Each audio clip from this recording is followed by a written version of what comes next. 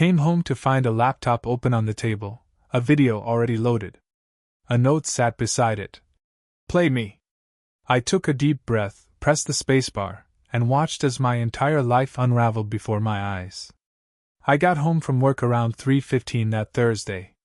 Not my usual time. I manage a parts warehouse in Lubbock, Texas. Usually, I don't get out before 5, but there was some issue with the lights, and my boss said we'd finish early and pick it back up tomorrow. I remember thinking how good the weather was that day. Bright, warm, no wind. The kind of day you'd want to be outside. I figured I'd surprise Tara. Maybe take her out for dinner, something nice. We hadn't done that in a while. I pulled into the driveway and noticed her car wasn't there. Figured she ran to the store or maybe had a meeting after school. Normal stuff. I unlocked the door, stepped inside, and right away, something felt off. It was quiet. Too quiet.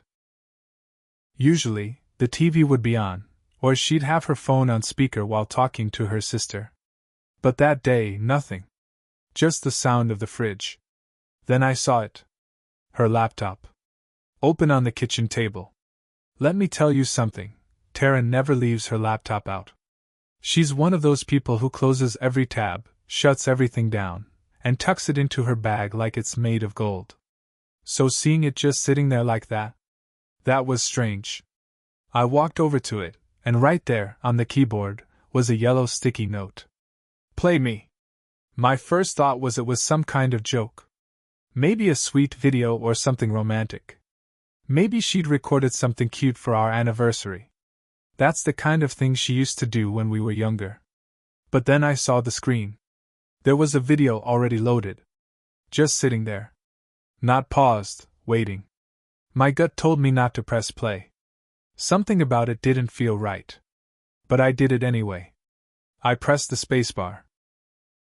The screen flickered and started playing. No intro, no fade-in, just straight into it. It was a hotel room. I could tell by the generic wall art, the lamps on both sides of the bed, the way the sheets were folded. Then I heard a voice. Laughing. Soft. Nervous. Familiar. Tara. She was laughing like she did when we first started dating, light and high, like she was in on a secret. I saw her walk into frame, wearing a black top I didn't recognize, something tighter than she usually wore. Her hair was pulled back. She looked different. Like someone I didn't know. And then he walked in. Jeff. I knew who he was right away. Jeff taught math at her school. I'd met him several times. Shook his hand. Talked about sports. Even helped him jump his car battery once in the school parking lot. He smiled at her in a way I hadn't seen before. Like he owned her. Like he knew she was his. What followed wasn't just cheating. It was deliberate. They kissed. She pulled off her top. He undressed her like he'd done it 1,000 times before. She laughed. She moaned. She whispered things in his ear. Things I hadn't heard from her in years. It went on. And on. I didn't look away. Not once. I watched every damn second. I watched until the screen faded to black. I didn't know what to feel. I wasn't crying. I wasn't yelling. It felt like all my insides had gone quiet. But it wasn't over. Because right after that, another video loaded. This time, it was Tara. Sitting on our couch. The couch I bought. The one we picked out together at the showroom on 34th Street. She looked straight into the camera. No makeup. Hair pulled up. She was wearing my old high school football t-shirt, the one she always stole from the laundry. And she started talking. Mark, she said. If you're watching this, then you've seen the other video. I know there's no way to explain this that will make it okay. She paused. I didn't plan this. I didn't mean to fall in love with him. It just happened. And I know that's not good enough. But I didn't want you to hear it from anyone else. I wanted to tell you myself. She looked down. Picked at the hem of her shirt. I'm leaving. I've already packed what I need. I'll be staying with Jeff for now. I'm sorry. I never wanted to hurt you. She looked back up, straight into the camera, and said, "Goodbye, Mark." Then the video ended. That was it. I sat there still. The room was dead quiet again, just the fan spinning overhead. I looked around the kitchen. The sink had dishes in it. Her favorite coffee mug was still there. But she was gone. No call. No fight. No warning. Just a video. And a goodbye. I didn't scream. I didn't throw the laptop. I didn't even get up right away. I just sat there for what felt like forever. Then I stood up. And I started thinking. I wasn't going to beg. I wasn't going to cry into a voicemail. But I sure as hell wasn't going to let it end like that. She wanted to leave me with a video? Fine. I'd leave her with something too. Not a message. Not a text. Something she'd never forget. After I watched both videos, I went into the bedroom and opened her closet. Half her stuff was gone. The hangers were empty on the right side, the side she always kept her work clothes on. Her shoes were mostly gone too. Just a pair of old sneakers left behind. Even her favorite jacket, the green one I bought her for Christmas, was gone. She'd planned this. She'd packed. She'd waited for the right time. And she'd left. I walked around the house like a stranger.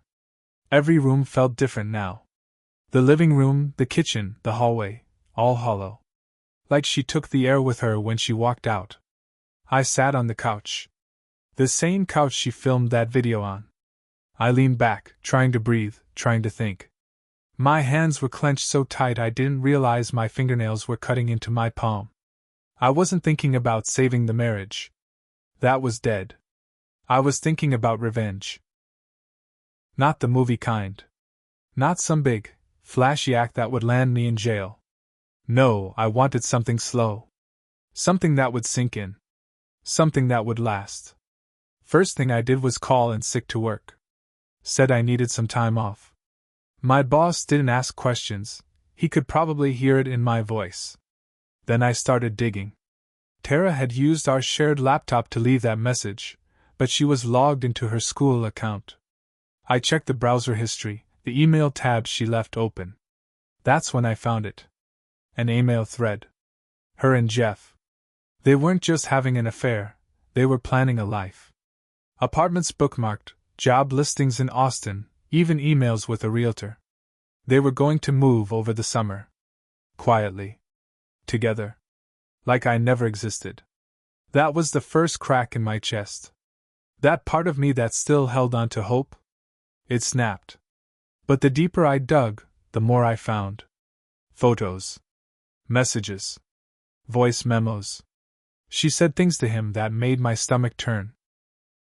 Talked about how dead our marriage was. How boring I was. How I had no spark anymore.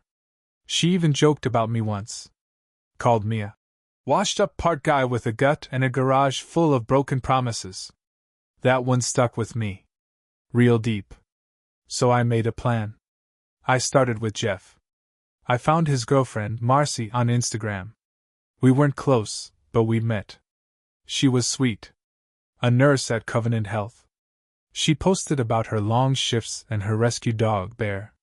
Nothing fancy, just a normal person trying to get through life. I messaged her. I didn't lead with the video. I just said, "Hey, I'm Mark. You don't know me well, but I think we should talk. It's about Jeff." She didn't respond at first. But later that night, around 11, she replied. Said she was confused. Said she thought I was Tara's husband. I said, "I am." And then I sent her a clip. Not the whole thing. Just 10 seconds of Jeff and Tara kissing in the hotel room. No sound. Just enough. She didn't message back after that. But the next morning, her entire profile was gone.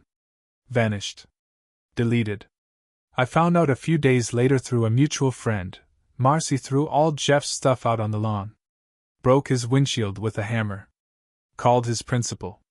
Word spread fast at the school. Jeff was sick for 2 days. Tara too. But that wasn't enough for me. I needed more. I waited 2 weeks before making my next move. During that time, I stayed quiet. I didn't respond to Tara's texts. Yeah, she tried. After Marcy blew up Jeff's life, Tara sent me a message. Just one. Can we talk? I didn't reply. I let her sit in it. Instead, I made an appointment with the realtor they'd emailed. Said I was Jeff's brother. That I wanted to know more about the apartment they were looking at in Austin. The realtor didn't ask questions. Just gave me the address and the unit number they were planning to tour. That's all I needed. I drove to Austin on a Saturday. Took a look at the building. Fancy. Modern. Glass balconies and rooftop gardens. Way above what they could afford on 2 teachers' salaries. That's when I remembered something from the emails. Jeff had used his credit card to put down a deposit on the apartment. He was planning to break his lease early and move by the end of May. So I made another call. To his credit card company. I didn't lie, I just gave enough details that the guy on the phone started talking.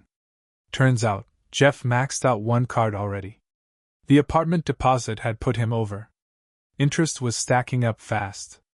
Then I called his school's HR department and asked, as a concerned parent, whether teachers were allowed to live with each other in romantic relationships. Apparently they have rules about that.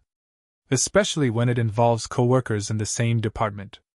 Especially when it gets public. I sent them the video. No names. No faces. Just enough. Enough for them to start asking questions. I'm not done yet. But the pieces are falling into place. Tara thought she could leave a video and disappear into a new life with her spineless little math man. She thought I'd just sit here and move on. She was wrong. This is just the beginning.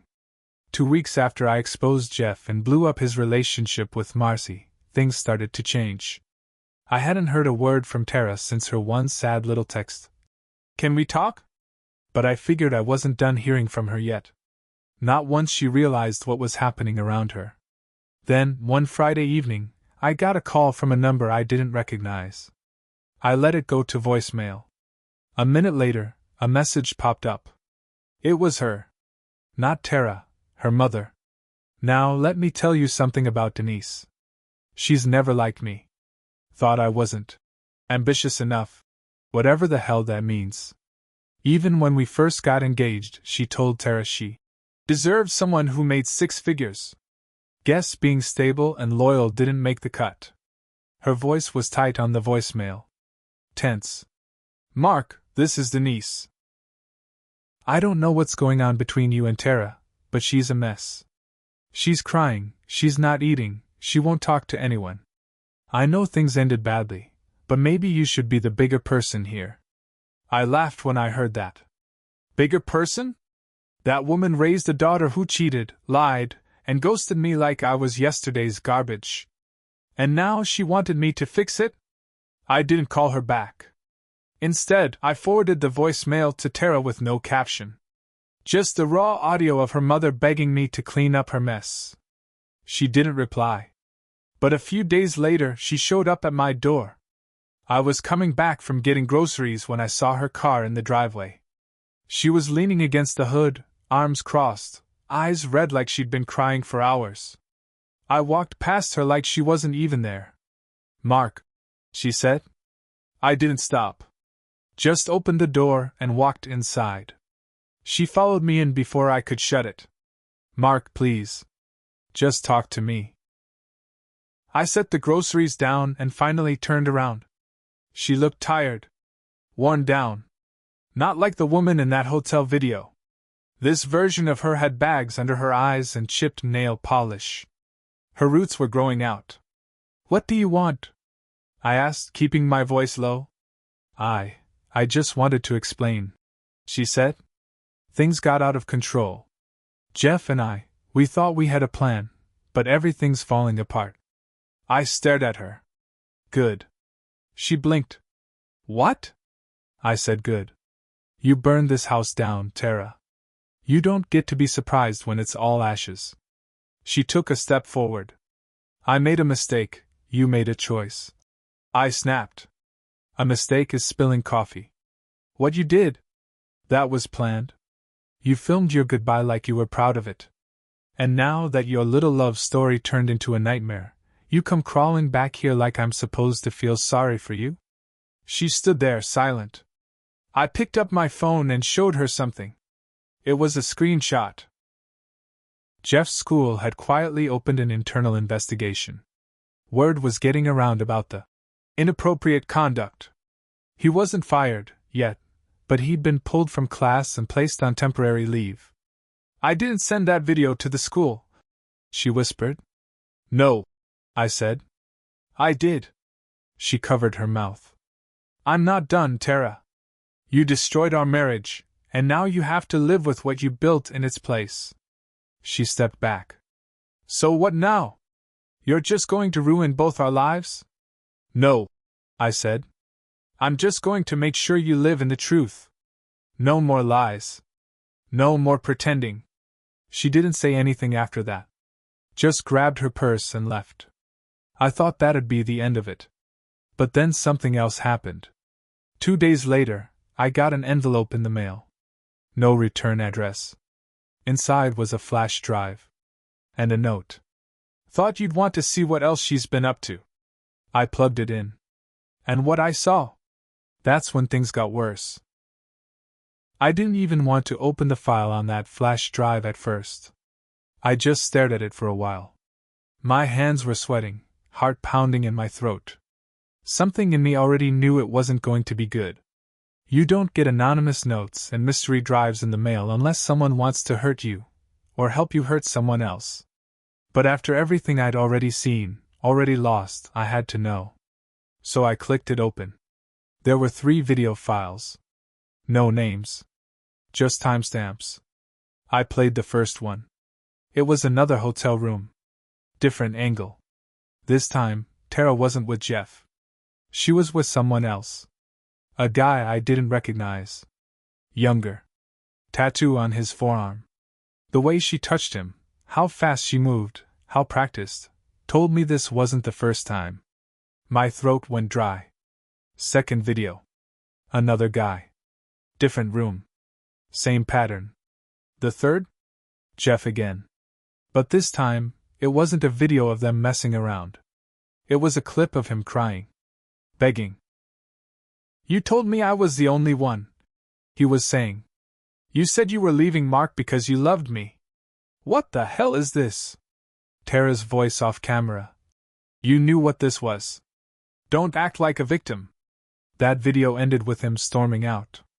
I sat there, staring at the laptop. Cold. It wasn't just cheating. Tara had been playing everyone. Me. Jeff. These other guys. Her whole life was a lie stacked on top of more lies. And now it was collapsing in on her. That's when I decided I was done being quiet. I gathered every file, every video, every screenshot, every email, and I sent it to one place, her school board. With a signed letter. I laid out everything in plain words. How long it had been going on. The involvement with multiple co-workers. The scandal brewing under the surface. I wasn't angry when I did it. I was calm. Cold. Focused. 3 weeks later, she lost her job. The school made it look like a quiet resignation, but words spread fast. Teachers talk. Parents talk. They knew something happened. Jeff? He was let go, too. And I found out through a friend at the district that 2 other men Tara had been with were married. Both of their wives filed for divorce right after those clips started circulating. Tara was radioactive. Unemployed. Alone.